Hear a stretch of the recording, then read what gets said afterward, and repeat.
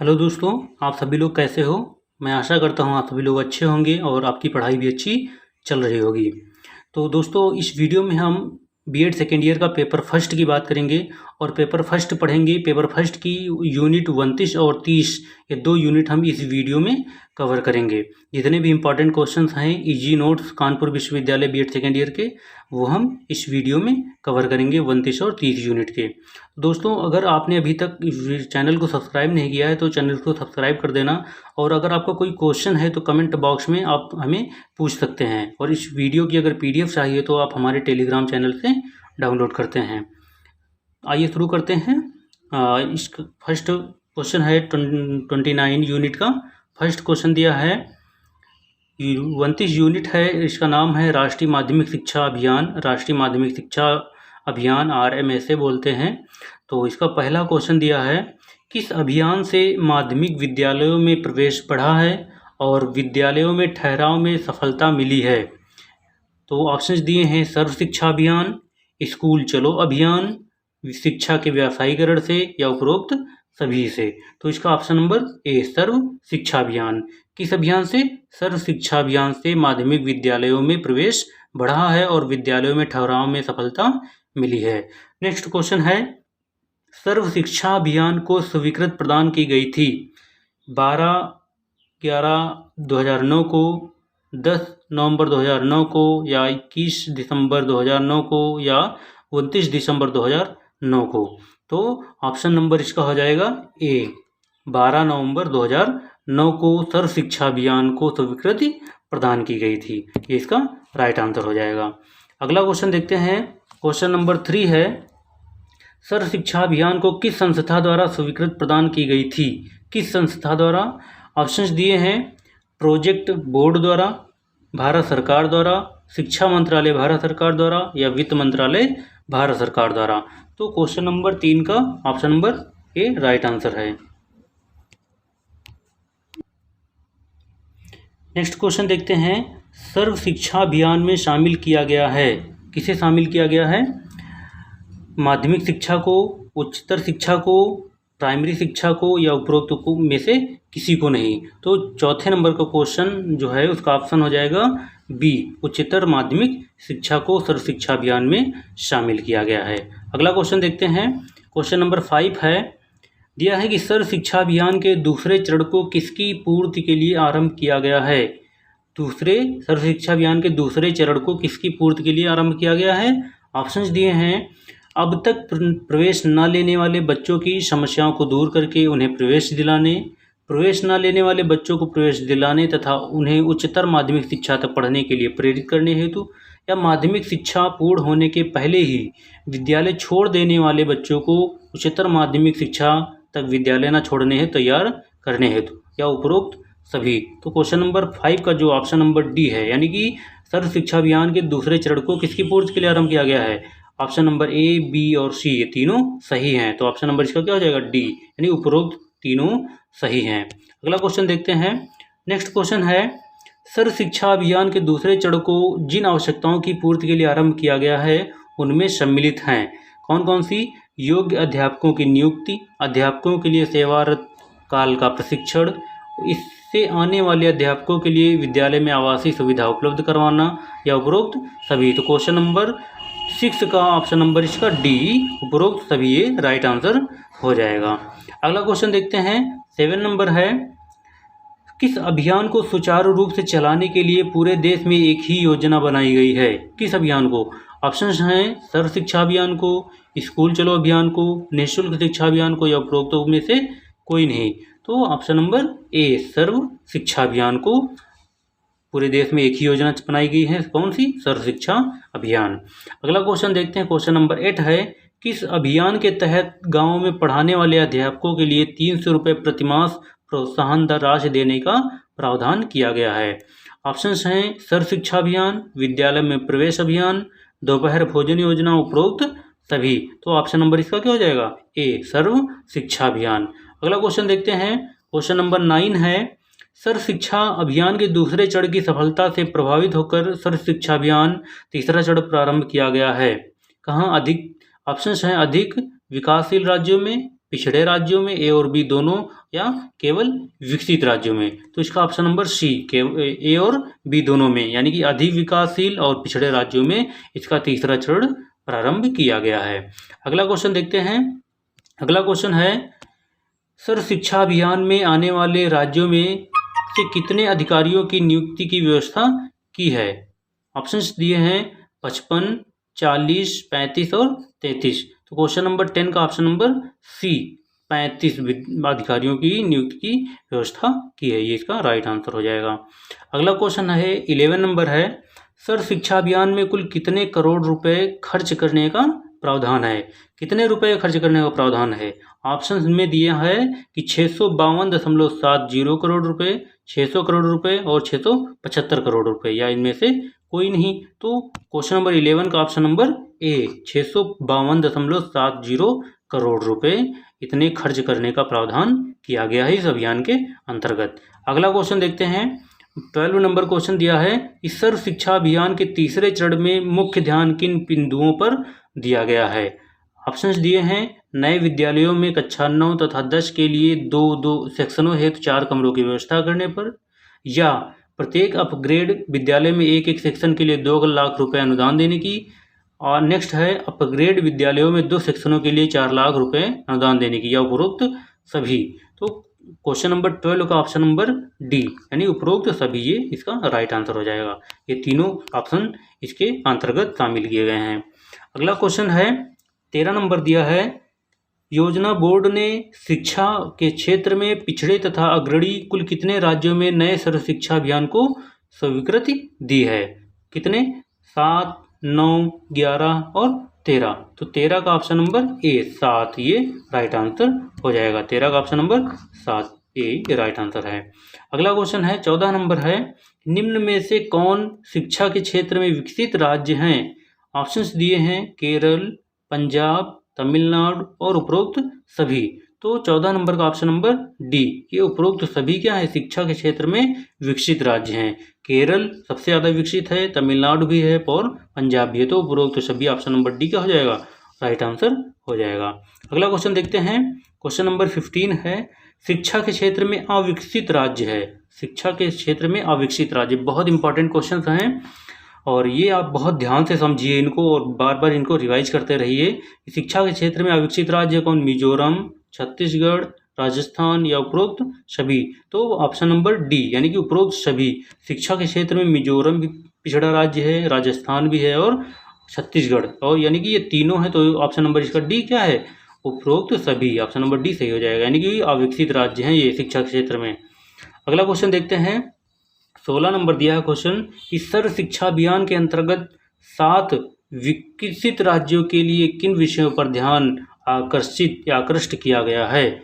16 number का options दिए हैं, पाठ्यक्रम में सुधार, विद्यालय व्यवस्था में सुधार, परीक्षा प्रणाली में सुधार तथा कक्षों में सुधारात्मक परिवर्तन और उपरोक्त सभी। तो 16 नंबर का ऑप्शन नंबर डी, उपरोक्त सभी, ये राइट आंसर हो जाएगा। यानी कि सर्व शिक्षा अभियान के अंतर्गत 7 विकसित राज्यों के लिए इन सभी विषयों पर ध्यान आकृष्ट किया गया है। अगला क्वेश्चन देखते हैं। क्वेश्चन नंबर 17 है। 17 दिया है कि योजना बोर्ड ने सर्व शिक्षा अभियान संचालन हेतु निर्देश दिए हैं। सर्व शिक्षा अभियान संचालन हेतु निर्देश दिए हैं, कौन कौन से देखते हैं। ऑप्शंस दिए हैं कि कुल खर्च के लिए अनुमन्य राशि का 30% से अधिक टूट फूट एवं सुधारात्मक कार्यों पर खर्च न किया जाए, नए विद्यालयों में 2 कमरे बनाने की अनुदान राशि दी गई है, दूर दराज के अध्यापकों के लिए विद्यालय में आवासीय सुविधा हो, या उपरोक्त सभी। तो योजना बोर्ड ने सर्व शिक्षा अभियान संचालन निर्देश दिए हैं। 17 का ऑप्शन नंबर डी, उपरोक्त सभी, ये राइट आंसर हो जाएगा। उपरोक्त सभी, ये डी ऑप्शन राइट हो जाएगा। अगला क्वेश्चन है कि 2009 में राज्य सरकार तथा स्थानीय स्वशासन की भागीदारी में आरंभ में कौन मौजूदा चारों योजनाओं का आधुनिकतम संस्करण है? तो 2009 में राज्य सरकार तथा स्थानीय स्वशासन की भागीदारी में आरंभ में कौन मौजूदा चारों योजनाओं का आधुनिकतम संस्करण है? कौन है? ऑप्शंस दिए हैं, सर्व शिक्षा अभियान, RMSA, बालिका छात्रावास, संचार प्रौद्योगिकी योजना। तो ऑप्शन नंबर इसका क्या हो जाएगा? 18 का option number B right answer हो जाएगा। RMSA ए राष्ट्रीय माध्यमिक शिक्षा अभियान इसका मतलब हो जाएगा। अगला क्वेश्चन देखते हैं दोस्तों। इसके बाद हम नेक्स्ट यूनिट देखते हैं, वो 29 यूनिट का बहुत इंपॉर्टेंट क्वेश्चन थे हमने कवर किए। इसके बाद यूनिट 30 है फर्स्ट पेपर की। तो यूनिट का नाम है शिक्षा का निजीकरण एवं वाणिज्यीकरण। तो दोस्तों हम नीचे से पढ़ रहे हैं, यानी कि यूनिट हमने पिछले वीडियो में 31 यूनिट पढ़ी थी और इस वीडियो में हम 29 और 30 यूनिट पढ़ेंगे और उसके बाद आने वाली वीडियो में ऐसे ही हम नीचे से ऊपर की ओर एक यूनिट तक जाएंगे। तो ये क्योंकि सभी लोग फर्स्ट यूनिट से पढ़ा रहे हैं तो हम नीचे से पढ़ना स्टार्ट कर रहे हैं ताकि आपका पूरा सिलेबस क्या हो, कवर हो जाए, जल्दी से जल्दी आप तैयार कर सकें। चलिए इसको शुरुआत करते हैं। 30 यूनिट शिक्षा का निजीकरण एवं वाणिज्यीकरण। फर्स्ट क्वेश्चन है इस यूनिट का कि उद्योगों के निजीकरण का अभिप्राय है। उद्योगों के निजीकरण का अभिप्राय है। ऑप्शंस दिए हैं, थोड़ा ध्यान से देखना, प्रिंट शायद सही नहीं आ रहा है। इस सार्वजनिक क्षेत्र को निजी क्षेत्र के लिए खोल देने से उद्योगों के निजीकरण का अभिप्राय क्या है? सार्वजनिक क्षेत्रों को निजी क्षेत्र के लिए खोल देने से, या बी है सार्वजनिक क्षेत्र को निजी क्षेत्र के लिए पूर्णतया बंद कर देने से, दोनों क्षेत्रों को बंद कर देने से, या उपरोक्त कोई नहीं। तो इसका ऑप्शन नंबर ए यानी कि सार्वजनिक क्षेत्र को निजी क्षेत्रों के लिए खोल देने से उद्योगों का निजीकरण का अभिप्राय है, ये राइट आंसर हो जाएगा। अगला क्वेश्चन है निजीकरण की वृद्धि होती है निजी क्षेत्र की भूमिका में, निजी क्षेत्र के महत्व में, ए और बी दोनों में, या सार्वजनिक क्षेत्र के महत्व में। तो ऑप्शन नंबर सी यानी कि ए और बी दोनों में से क्या होती है? निजीकरण की वृद्धि होती है। अगला क्वेश्चन देखते हैं 3 नंबर है सार्वजनिक उद्योगों को निजी क्षेत्र का हस्तांतरित करना कहलाता है। सार्वजनिक उद्योगों को निजी क्षेत्र को हस्तांतरित करना कहलाता है, क्या कहलाता है? निजीकरण, औद्योगिकरण, या वेलफेयर, या उपरोक्त में से कोई नहीं। तो इसका ऑप्शन नंबर ए, 3 का ऑप्शन नंबर ए क्या कहलाता है? अगर सार्वजनिक उद्योग हैं उनको अगर निजी क्षेत्र को हस्तांतरित कर दिया जाएगा तो उसका क्या कहलाएगा? निजीकरण कहलाएगा। अगला क्वेश्चन है 4 नंबर है संकुचित अर्थ में निजीकरण से अभिप्राय है। संकुचित अर्थ में निजीकरण से अभिप्राय है क्या है? सार्वजनिक उपक्रमों का सार्वजनिक महत्व, सार्वजनिक उपक्रमों का उद्यमों का निजी स्वामित्व, निजी उद्यमी का सार्वजनिक स्वामित्व, या उपरोक्त कोई नहीं। तो संकुचित अर्थ में निजीकरण से क्या अभिप्राय है? तो ऑप्शन बी यानी कि सार्वजनिक उद्यमों का निजी स्वामित्व संकुचित अर्थ में निजीकरण का अभिप्राय है। अगला क्वेश्चन है 5th नंबर है विस्तृत अर्थ में निजीकरण का अर्थ है क्या है? ऑप्शन हैं विस्तृत अर्थ में निजीकरण का अर्थ सार्वजनिक क्षेत्र के स्वामित्व का निजी व्यक्तियों द्वारा प्रबंध तथा नियंत्रण किया जाना, या सार्वजनिक क्षेत्र के स्वामित्व का निजी व्यक्तियों के हाथों में सौंपा जाना, ए और बी दोनों, या निजी क्षेत्र के उद्यमों का राष्ट्रीयकरण। विस्तृत अर्थ में निजीकरण का क्या अर्थ है? तो ऑप्शन नंबर इसका क्या हो जाएगा? ए, 5 का ऑप्शन नंबर ए क्या हो जाएगा? सार्वजनिक क्षेत्र के स्वामित्व का निजी व्यक्तियों द्वारा प्रबंध तथा नियंत्रण किया जाना, ये विस्तृत अर्थ में निजीकरण का अर्थ है। अगला क्वेश्चन है 6 नंबर है निजीकरण वह सामान्य प्रक्रिया है जिसके द्वारा निजी क्षेत्र सरकारी उद्यम का मालिक बन जाता है या उसका प्रबंध करता है। यह परिभाषा किसने दी है या किसके द्वारा दी गई है? बारबली या John Niels, Barbly, John Niels और प्रोफेसर गुडरिच। तो ऑप्शन नंबर इसका सी, बारबली तथा John Niels, option number C ये राइट आंसर हो जाएगा। अगला क्वेश्चन दिया है 7 नंबर है कि निजीकरण से अभिप्राय उस प्रक्रिया से है जिसके फलस्वरूप सरकार के प्रत्यक्ष या अप्रत्यक्ष स्वामित्व या नियंत्रण वाले कार्य, क्रियाएं, परिसंपत्तियां या संगठन पूर्णतया या आंशिक रूप से किसी गैर सरकारी संगठन को हस्तांतरित हो जाते हैं। यह परिभाषा संबंधित है किससे? बारबली, जॉन नील्स, जे.एन. गुडरिच, या उपरोक्त में से किसी की नहीं। तो 7 नंबर का option number C, J N. Goodrich की यह परिभाषा है, गुडरिच से संबंधित है। अगला क्वेश्चन देखते हैं 8 नंबर है निजीकरण को अपनाया जा सकता है। निजीकरण को अपनाया जा सकता है पूर्ण रूप से, आंशिक रूप से, पूर्ण रूप से तथा आंशिक रूप से, या उपरोक्त में से किसी में भी नहीं।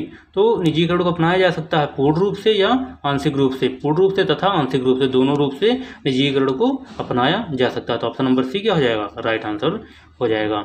अगला क्वेश्चन है 9 नंबर दिया है कि निजीकरण प्रक्रिया की मुख्य विशेषताएं हैं। निजीकरण प्रक्रिया की मुख्य विशेषताएं हैं सार्वजनिक क्षेत्र का संकुचन, या अगला ऑप्शन दिए हैं सार्वजनिक क्षेत्र का संकुचन, या सार्वजनिक क्षेत्र के शेयरों की निजी क्षेत्र की बिक्री, या रुग्ण सरकारी उद्योग, या उपरोक्त सभी। तो ऑप्शन नंबर डी इसका राइट आंसर हो जाएगा। ऑप्शन नंबर डी यानी उपरोक्त सभी ये सही है। अगला क्वेश्चन है 10 नंबर है, वर्तमान में सरकारी क्षेत्र के लिए आरक्षित उद्योगों की संख्या है। वर्तमान में सरकारी क्षेत्र के लिए आरक्षित उद्योगों की संख्या है 17, 12, 14 या 3। तो कितनी है? तो ऑप्शन नंबर इसका डी 3 है। कितने उद्योगों की संख्या है? 3। अगला है, सरकारी क्षेत्र के लिए सुरक्षित उद्योग हैं अणु ऊर्जा, अणु खनिज, रेलवे या उपरोक्त सभी। तो 11 नंबर का ऑप्शन नंबर डी यानी कि उपरोक्त सभी, ये सरकारी क्षेत्र के लिए सुरक्षित उद्योग हैं। अणु खनिज, अणु ऊर्जा, रेलवे, ये सरकारी क्षेत्र के लिए सुरक्षित उद्योग हैं। अगला क्वेश्चन है 12 नंबर दिया है कि स्वतंत्रता से पूर्व भारत में प्रधानता थी किसकी? निजी क्षेत्र की, सार्वजनिक क्षेत्र की, मिश्रित क्षेत्र की या उपरोक्त सभी की। तो किसकी आवश्यकता थी स्वतंत्रता से पूर्व? सार्वजनिक क्षेत्र की प्रधानता थी। स्वतंत्रता से पूर्व भारत में प्रधानता थी किसकी? सार्वजनिक क्षेत्र की। अगला क्वेश्चन देखते हैं 13 नंबर दिया है कि सरकार ने सार्वजनिक उद्यमों के शेयरों का विनिवेश करने के लिए रंगराजन समिति का गठन किया था। कब? 1992 में, 1994 में, 1996 में या 2000 में। तो क्वेश्चन नंबर 13 का ऑप्शन नंबर ए 1992 में रंगराजन समिति का गठन किया था। इसका राइट आंसर हो जाएगा ए नंबर। अगला क्वेश्चन है 14 नंबर दिया है कि भारत में शिक्षा के निजीकरण के मुख्य कारण क्या हैं? ऑप्शंस दिए हैं, समाजवादी अर्थव्यवस्था का विघटन, सार्वजनिक क्षेत्र की अकुशलता, अनार्थिक कीमत नीति और उपरोक्त सभी। तो 14 का ऑप्शन नंबर डी उपरोक्त सभी, ये क्या है? राइट आंसर हो जाएगा इसका। अगला क्वेश्चन है 15 नंबर दिया है, निजीकरण का मुख्य उद्देश्य क्या है? लोगों की कार्यक्षमता तथा प्रतिस्पर्धा को बढ़ाना, लाभ की बढ़ोतरी करना, उद्योगों की कार्यक्षमता में सुधार करना या उपरोक्त सभी। तो क्वेश्चन नंबर 15 का ऑप्शन नंबर डी क्या हो जाएगा? राइट आंसर हो जाएगा उपरोक्त सभी। निजीकरण का मुख्य उद्देश्य क्या है? लोगों की कार्यक्षमता तथा प्रतिस्पर्धा को बढ़ाना, लाभ की बढ़ोतरी करना, उद्योगों की कार्यक्षमता में सुधार करना, ये निजीकरण का मुख्य उद्देश्य है। अगला क्वेश्चन है, निजीकरण से होने वाले मुख्य लाभ हैं। निजीकरण से होने वाले मुख्य लाभ हैं कार्य कुशलता में वृद्धि, प्रतिस्पर्धा में वृद्धि, अर्थव्यवस्था का वैश्वीकरण या उपरोक्त सभी। तो ऑप्शन नंबर डी उपरोक्त सभी में निजीकरण के मुख्य लाभ कौन कौन से हैं? कार्य कुशलता में वृद्धि भी होती है, प्रतिस्पर्धा में भी वृद्धि होती है और अर्थव्यवस्था का वैश्वीकरण होता है। तो ऑप्शन नंबर डी इसका राइट आंसर हो जाएगा। अगला क्वेश्चन है 17 नंबर है, निजीकरण से होने वाली मुख्य हानियां हैं। निजीकरण से होने वाली मुख्य हानियां हैं औद्योगिक रुग्णता, सामाजिक कल्याण का अभाव, वर्ग संघर्ष या उपरोक्त सभी। तो निजीकरण से होने वाली मुख्य हानियां कौन सी हैं? उपरोक्त सभी, यानी औद्योगिक रुग्णता भी हो जाती है, सामाजिक कल्याण का अभाव भी, ये भी मुख्य हानि है, और वर्ग संघर्ष होते हैं निजीकरण से।